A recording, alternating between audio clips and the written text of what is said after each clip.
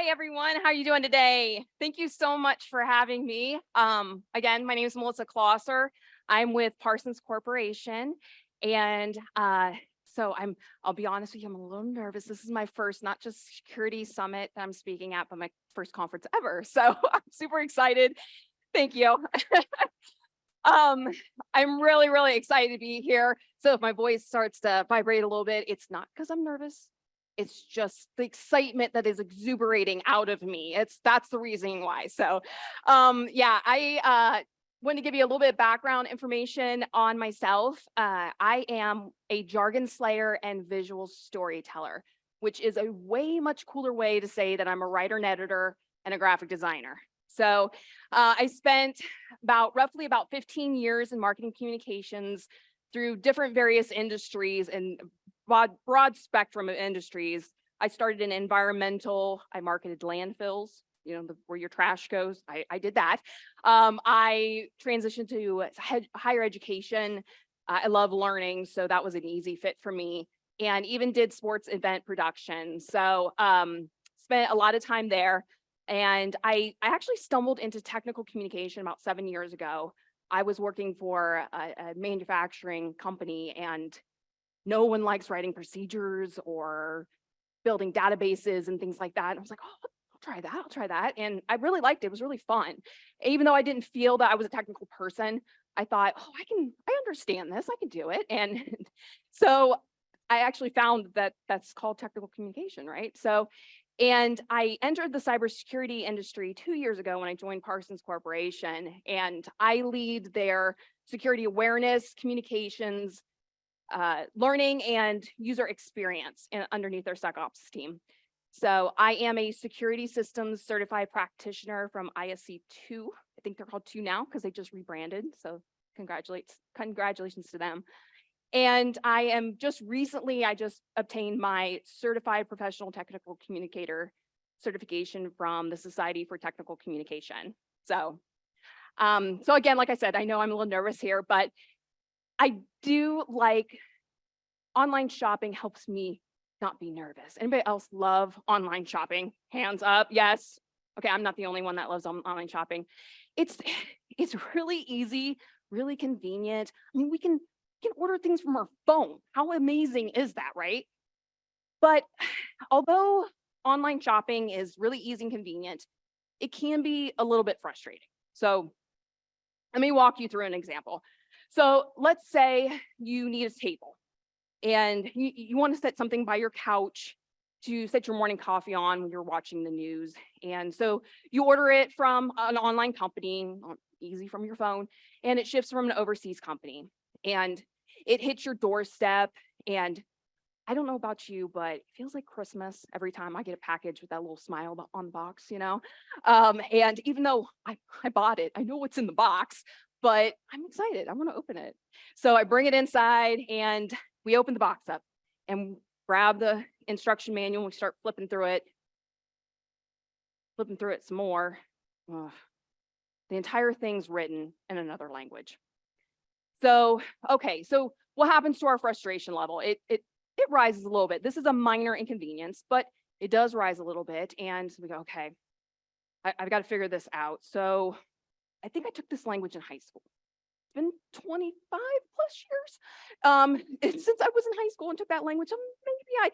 Maybe I can pull it from my brain and remember it. Online translators, we can do that. I can plug it in there. Some of the words, I could probably piece it together. There's illustrations, that'll help. So I think combination of the illustration and the online translator, maybe pulling something from my brain. I mean, this is taking much more work than I planned on. I'm not really happy about it, but we have a table and pieces we have to put it together, right? So we start working on that and okay, yep, can't remember. 25 years ago is way too long. Can't remember that. So plug it in the online translator. Sometimes it's right. I don't quite understand. It's okay. And we look at the illustrations, but screw A might look like screw B, or even if it's a screw, it might be the little wooden dowel rod things that you have to hammer in. And what's happening again to our frustration level? It's slowly building and building and building. We're getting a little bit more upset. So finally, we look at the clock It's been an hour. We still have pieces of a table and we have nothing to set our coffee mug on. And that's it. We're done, right? I mean, it's been an hour. This has been a total disruption to my day. I'm not a table maker. Why would I have to make the table? The company that sent it to me, they're the experts. You should have brought it to me already put together, right? And I can't understand the instructions that they sent me. Why didn't they give me what I needed? So I know that story may seem kind of extreme, but I want you to think about the story and now think about the security awareness and initiatives that you communicate to your employees. And when they come back to you a little bit frustrated, maybe confused, asking you a bunch of questions, even maybe to the point where they go, no, I'll find a workaround. I'm not doing this. Are you confused as to why they feel this way? I mean, you clearly gave them the information that they needed to know, right? But the problem with current cyber speak is that it's just way too technical. You know, we talk technical on a daily basis, and to us, it just makes sense. But our end users, our non-technical end users, just don't understand it. And they're not dealing with it on a daily basis like we are. And that's the other thing too, is are we considering our end users when we're crafting our messages? We have to remember that, again, we have to put ourselves in their shoes. They're not technical experts. They're not seeing the day-to-day things that we see. And just like that instruction manual that was written in another language, to them, that's kind of what they're reading. It seems like it's a completely different language. So cybersecurity at its core is about protecting data, assets, and the networks, right? But if cybersecurity is in the silo or some abstract notion, that's when mistakes happen and then risk increases. And the biggest sign of this is communication breakdowns. So Parsons saw this, and our security team came up with a way to bridge our business with security and to get everybody on the same page and align business goals with security project initiatives. We developed the Business Information Security Office. Now that's right, I said office, not officer, which is a term we're more familiar with, that single solitary officer role. We took that concept and we just gave it just a tiny bit of a spin. So instead of just being a liaison between security and the business, we have an entire office of advisors that are educated in each business group's unique goals, methods, and work streams. So when a security initiative is in its early development stages, our BISO advisors takes that information, brings it to the project early in development. So then security has more insight on how to develop security for and also deploy it to the business.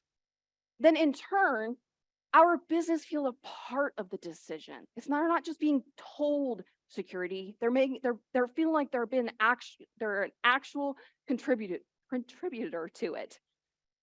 So now that we've bridged security and the business, we've told them the what of security, but we're not done yet. We still need to tell them or educate them the why of security. So why is translating cyber so extremely important? The Society for Technical Communication said it best when they said, the need for organizations to clearly communicate cybersecurity threats, analyses, and cybersecurity concepts in a meaningful way is critical, now more than ever, to facilitate knowledge sharing. I know we've listened to a couple different presentations today that has just demonstrated just that the human factor is a key driver in security breaches. And 82% of those security breaches involve errors, misuse, and user mistakes.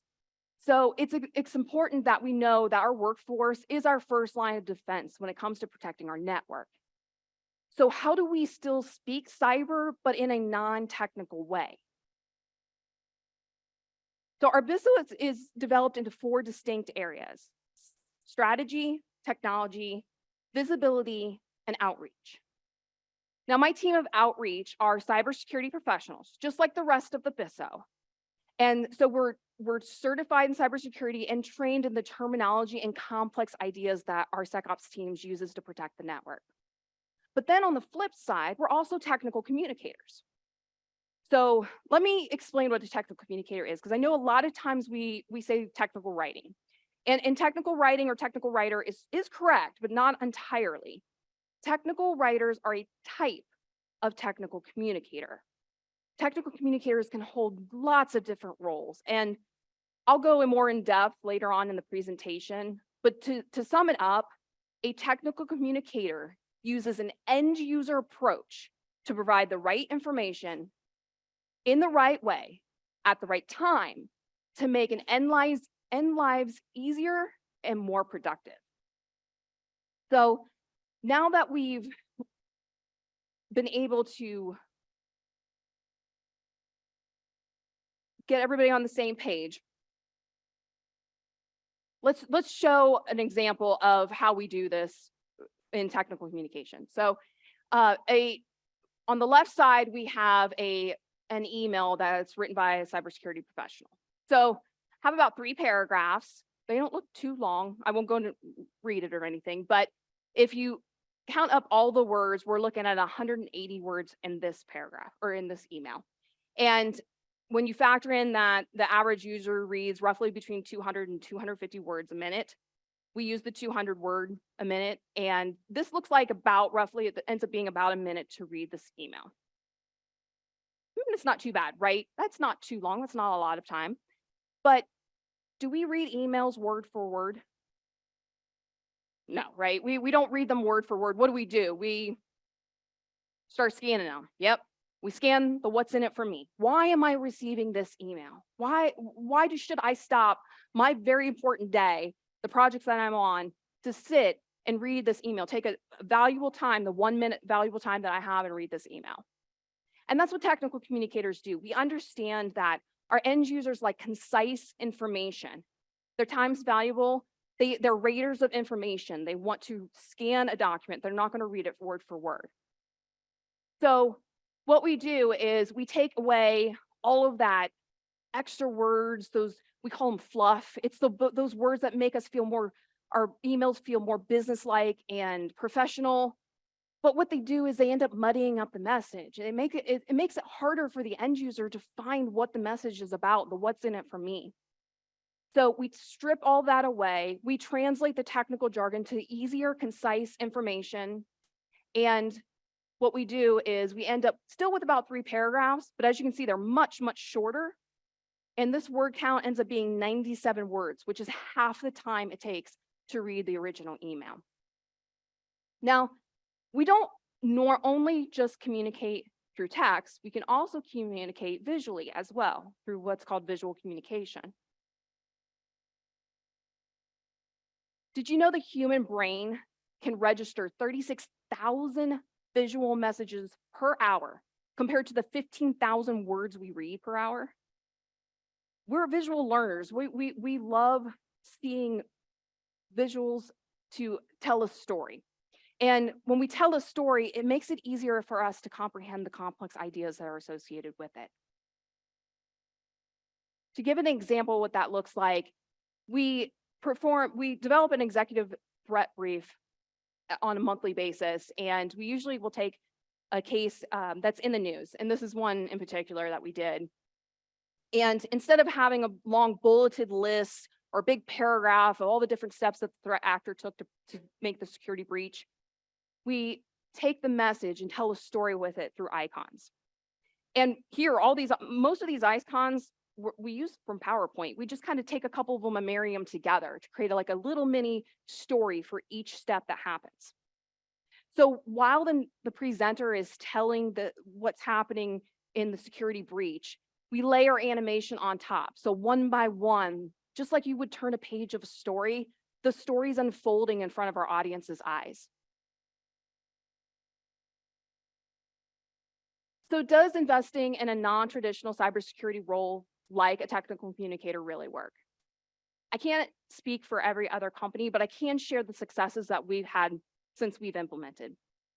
After the first year, we saw a steep decline in our category 5A non-compliance cases because our users had a better understanding of the important role that they play in security. We did this through our BISO advisory email campaign. Again, having visuals in our emails with a very shorter, concise email text body, we're able to get our message to them much quicker so they can either make a decision or take action. We also use Workplace, and we have a Security 360 Workplace page that we use to also talk about different security threats that we're seeing in the industry. And by, again, creating visuals, adding that little bit of marketing feel with a nice, pretty, good campaign and a shorter, concise text body, linking to internal and external resources. So if they want to have more time to dig deeper, they can. We saw a steady increase in our workplace post interaction. The biggest success of this was during Cybersecurity Awareness Month. So we took the same concept and we created a campaign. I don't know if you can see the little icons, but basically we were telling our users that they're the true heroes. They're the ones that are defending our network as being a cyber defender. So we took that consistent look and feel, and we also wove in some other storytelling with our BISO True Crime Storytime posts. So I love true crime podcasts as my team too. And a lot of times, especially when I first started in cybersecurity, when I'd hear the different security cases, breaches that were in the news or cases that we were walked through with our SecOps team, like, man, you guys are like investigators. This is so cool. Like, I feel like I'm watching a true crime story. It's really interesting. And those that aren't technical or don't see that back end stuff, I think that's interesting. They would love that. So we kind of went with the same feel. We took different kinds of stories to tell what happens behind those scenes and weave it into good, proper security hygiene to marry the two together and tell a better story. Our audience comment and reaction rate doubled from the previous year by doing that. And again, our 5A category cases dropped to 0 the month of October. So how can you today, right now, speak cyber to your employees? So the first thing you need to remember is you have got to be the advocate for the end user.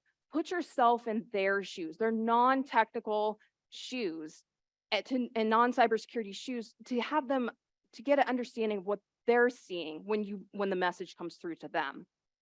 You got to strip away the business speak and the jargon, and don't just report, but tell a story.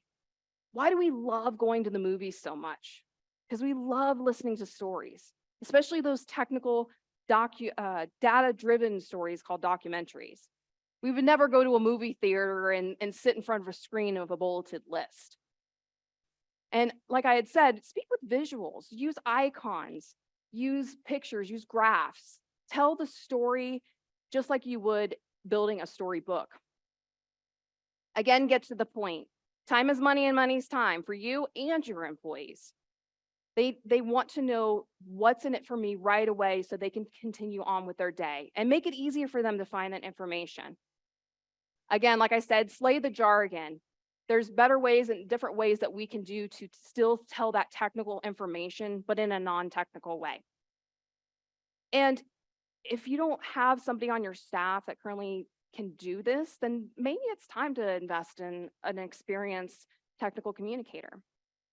Sometimes we think our security architects are technical writers, which they are, but they write technical information for a very, very technical audience.